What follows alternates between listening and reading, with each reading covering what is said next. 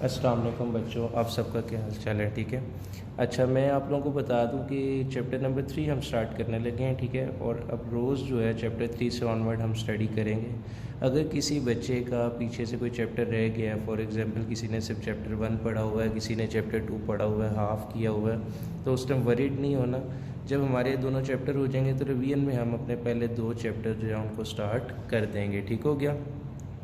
अच्छा जी, chapter number 3 का basically नाम है हमारे पास डायनेमिक्स। ये डायनेमिक्स क्या होती है मैं बताता हूँ। अच्छा, the branch of mechanics in which we study about motion and cause of a motion. अगर हम मोशन को स्टडी करें और मोशन के साथ उसके काज को भी स्टडी करें तो इसको हम क्या नाम देते हैं? डायनेमिक्स। अब आपको ये बात समझ नहीं आई होगी। फॉर एग्जांपल सर कैसे मोशन को तो आपको पता है। फॉर एग्जांपल मैं एक चेयर है और उस चेयर को मैं जो है वो फोर्स लगाता हूँ तो वो चेयर क्या करेगी? मूव करने लग जाएगी, उसमें मोशन पैदा हो जाएगी। फ़ैन है, मैं इलेक्ट्रिसिटी ऑन करता हूँ, पीछे से स्विच को ऑन करता हूँ, फ़ैन को इलेक्ट्रिसिटी मिलती है, इलेक्ट्रिक एनर्जी मिलती है, फ़ैन मूव करने लग जाएगा। वो हो गई मोशन। कि फ़ैन सर्कल में मूव कर रहा है तो सर्कुलर मोशन हो गई। चेयर को फोर्स लगाई, वो स्ट्रेटली मूव कर रही है तो वो कौन सी मोशन हो गई?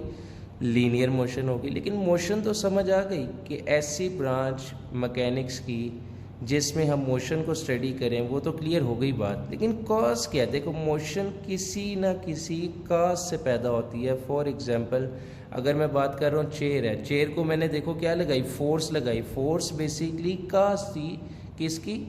चेयर पर होने वाली मोशन की। तो इन शॉर्ट आप लोगों ने बेटा ये याद रखना है कि ऐसी ब्रांच मैकेनिक्स की और फिज़िक्स की जिसमें हम मोशन को स्टडी करें और उसके साथ साथ उसके काज को स्टडी करें, वो हमारे पास क्या कहलाती है? डायनेमिक्स कहलाती है। अब काज के अंदर आ गई बात फोर्स की, कि फोर्स भी काज है एक मोशन का। तो फोर्स को स्टडी करते हैं। फोर्स बेसिकली क्या होता है? कहता है a force is a push और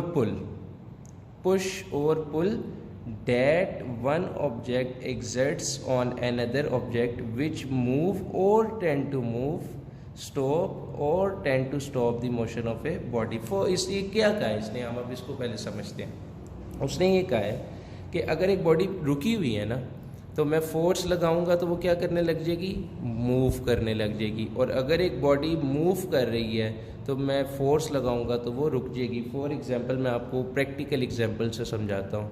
फॉर एग्जांपल आपकी तरफ एक बंदा दौड़ता हुआ आ रहा है, ठीक है। जब दौड़ता हुआ वो आपकी तरफ आ रहा है, आप सामने खड़े हुए हो, आपने उसको रोकना है। तो रोकने के लिए आप हाथों से क्या लगाओगे? उसके ऊपर फोर्स लगाओगे। और जब हाथों से फोर्स लगाओगे तो वो मूव करता हुआ आ रहा था तो वो स्टॉप हो गया। और अगर एक चेयर पड़ी हुई है कमरे में, क्लासरूम में आपके पड़ी हुई है और वो रुकी हुई है, स्टॉप है, आप उस चेयर पर फोर्स लगाते तो वो क्या करने लग जाएगी? मूव करने लग जाएगी। तो पता ही चला कि फोर्स एक ऐसी एजेंसी है जो किसी रुकी हुई बॉडी पर लगाई जाए तो बॉडी मूव करने लग जाती है, और अगर किसी मूव वाली बॉडी पर लगाई जाए तो वो रुक जाती है उसकी मोशन। ठीक हो गया? डायनेमिक्स भी क्लियर हो गया कि हम स्टडी करेंगे इस पूरे चैप्टर में मोशन को और उसके काज को स्टडी करेंगे। और काज में पहला काज फोर्स आ गया, वो भी हमने स्टडी कर लिया। अब फोर्स की प्रॉपर्टीज़ क्या हैं? मैं कहता हूँ जी फोर्स एक वेक्टर क्वांटिटी है। पहले तो इस पॉइंट को हम समझते हैं कि force why force is a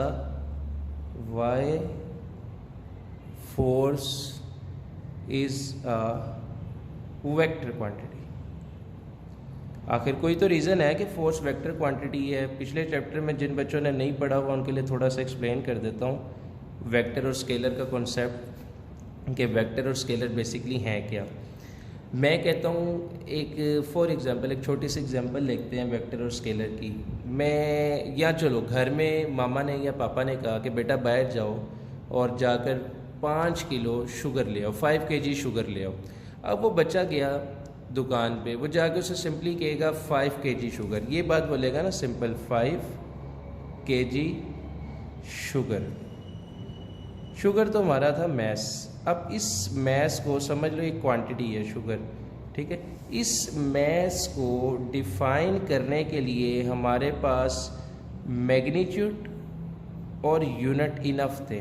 mean 5 magnitude है, केजी यूनिट है। मीन ये इस मैस को, जो शुगर है, इसको, इस क्वांटिटी को डिफाइन करने के लिए, डिस्क्राइब करने के लिए कि दुकानदार को जाकर कह दें कि 5 किलो चीनी हमें दे दे, तो 5 मैग्नीट्यूड और केजी यूनिट हमारे पास क्या है, इनफ है।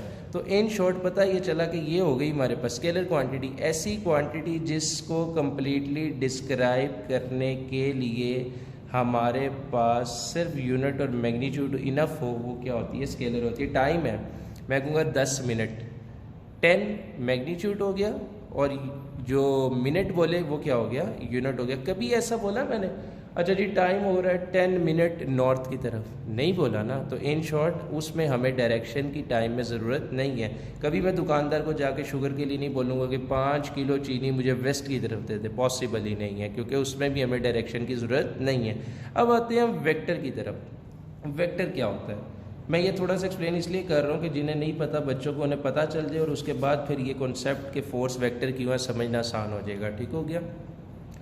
वेक्टर क्वांटिटी ऐसी क्वांटिटी जिसको कंप्लीटली डिस्क्राइब करने के लिए हमारे पास जो है वो मैग्नीट्यूड, यूनिट और डायरेक्शन हो, मैग्नीट्यूड, यूनिट और डायरेक्शन हो, वो हमारे पास क्या कहलाता है, वेक्टर क्वांटिटी कहलाता है। मिसाल के तौर पे छोटी सी एग्जांपल देने लगूँ, मैं आपको 100 बोल दूँ, आप में से किसी को नहीं समझ आनी सर ये 100 क्या है, किसी को भी नहीं पता चलेगा।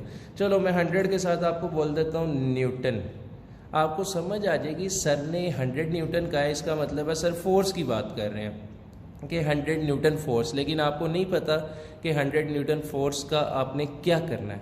अगर मैं आपको बोल दूं कि 100 न्यूटन फोर्स वेस्ट की डायरेक्शन में लगानी है, तो अब आपके पास बात क्लियर हो गई कि सर ने कहा है कि अगर 100 न्यूटन की फोर्स मैं वेस्ट की तरफ लगाऊंगा तो फिर मेरा काम हो जाएगा। मिसाल इसकी छोटी सी एग्जांपल मैं आपको भी बाद में देता हूं जब फोर्स को समझाऊंगा, वेक्टर क्वांटिटी है। इन शॉर्ट अभी ये याद रखो कि ऐसी क्वांटिटी जिसको कंप्लीट डिस्क्राइब करने के लिए मैग्नीट्यूड, यूनिट और डायरेक्शन रिक्वायर्ड हो, वो आपके पास क्या कहलाती है, वेक्टर क्वांटिटी कहलाती है। अब अगर मैं आपको बोलूँ मरी जाना, मैं कहूँ जी आप चले जाओ 100 किलोमीटर चले जाओ, आपको नहीं समझ आएगा। मैंने क्या बोला कि 100 किलोमीटर, 100 हो गया मैग्नीट्यूड, किलोमीटर हो गया यूनिट, आप क्या मरी पहुंच जाओगे, नहीं पहुंच सकते। लेकिन अगर मैं आपको साथ बोल दूं कि 100 किलोमीटर नॉर्थ की डायरेक्शन में चले जाओ, तो अब आप क्या होगा कि आपके पास इन्फॉर्मेशन कंप्लीट हो गई कि 100 किलोमीटर अगर मैं नॉर्थ में ट्रैवल करता हूँ, मेरे पास मैग्नीट्यूड भी है, यूनिट भी है, डायरेक्शन भी है, तो मैं क्या करूँगा, मरी पहुँच जाऊँगा। तो इन शॉर्ट ऐसी क्वांटिटी जिसमें मैग्नीट्यूड, यूनिट और डायरेक्शन हो, वो क्या कहलाती है, वेक्टर क्वांटिटी कहलाती है। अब फोर्स वेक्टर की हुआ, मिसाल के तौर पर आपकी क्लास रूम का एक दरवाज़ा होता है। अब मैं इस पॉइंट पे आ रहा हूँ, स्केलर वेक्टर मैंने समझा दिया कि जिसमें डायरेक्शन नहीं है वो स्केलर, जिसमें डायरेक्शन है वो वेक्टर। अब फोर्स वेक्टर क्यों है, आपकी क्लासरूम में एक दरवाज़ा होता है, आप उस दरवाजे को कभी भी अंदर खड़े हुए हो बाहर की तरफ पुश करते रहो, क्या होगा, कभी भी दरवाज़ा जो है वो नहीं खुलेगा।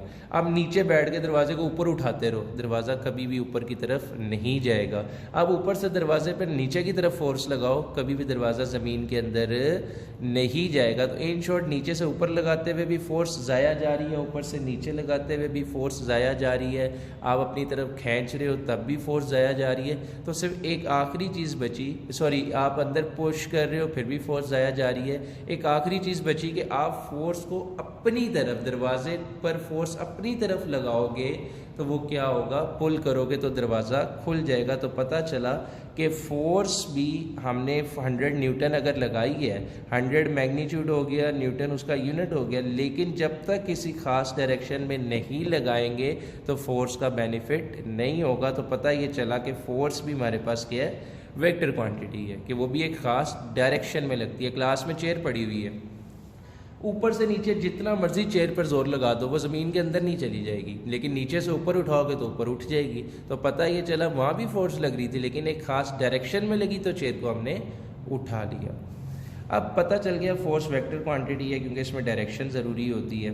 फोर्स को रिप्रेजेंट करते हैं एफ से, लेकिन एक बात याद रखना, वेक्टर को हमेशा या तो बोल्ड लेटर से डिनोट करते हैं या हम फोर्स लिखते हैं, सिंपल एक वर्ड लिखते हैं, एक लेटर लिखते हैं और उसके ऊपर एक एरो हेड लगा देते हैं। ये वेक्टर की रिप्रेजेंटेशन है, ऐसे पता चल जाता है कि क्वांटिटी वेक्टर क्वांटिटी है।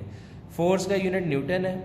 फोर्स का formula F is equal to ma है। नेक्स्ट लेक्चर, बल्कि नेक्स्ट लेक्चर नहीं, अभी मैं आपको बता देता हूँ कि फोर्स का एक यूनिट तो आपने पढ़ लिया न्यूटन, फार्मूला आपने पढ़ लिया F is equal to ma।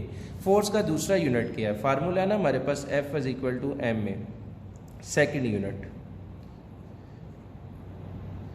अब मैस का यूनिट आपको पता है किलोग्राम होता है, एक्सेलरेशन का आपको पता है ms-2 होता है। तो फोर्स का एक सेकंड यूनिट हमारे पास आ गया जो क्या है? किलोग्राम मीटर पर सेकंड का स्क्वायर। तो बेटा अब आप लोगों ने ये सारा टॉपिक याद रखना है और आपका जो होमवर्क है, रोज़ मैं आपको होमवर्क दूंगा, आपने याद किया करना है। आपने आज के दिन में डायनेमिक्स की डेफिनेशन को याद करना है, बुक में फर्स्ट पेज पे मिल जाएगी। फोर्स की डेफिनेशन को याद करना है, फोर्स की प्रॉपर्टीज़ को याद करना है, इसके दोनों फार्मूलाज आपको बताऊं, और पिछले चैप्टर में जो स्केलर और वेक्टर आपको मैंने इसमें समझा दिया है। जिसको नहीं याद उसने इसकी डेफिनेशन को अच्छी तरह याद कर लेना, ठीक है। बाकी हम इंशाल्लाह कल जो है कंटिन्यू करेंगे। Thank you.